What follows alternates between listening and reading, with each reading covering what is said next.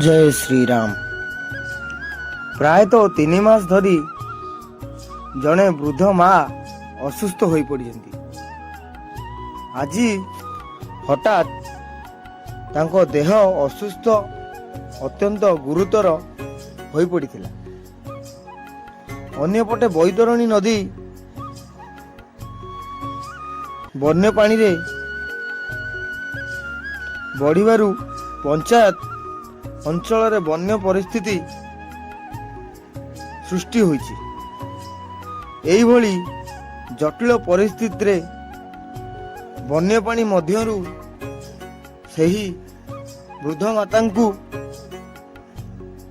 उद्धार करी हॉस्पिटल ले पहुंचाइबा पई आरएसएस राष्ट्रीय स्वयंसेवक संघर किछि स्वयंसेवक बंधु माने ओ तांको सह मिसी ओड्राफ टीम मध्य आगे आसीछंती।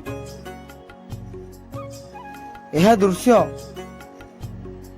मानविकता एही उदाहरण निश्चित भावे समस्त हृदय को छुई दिबो।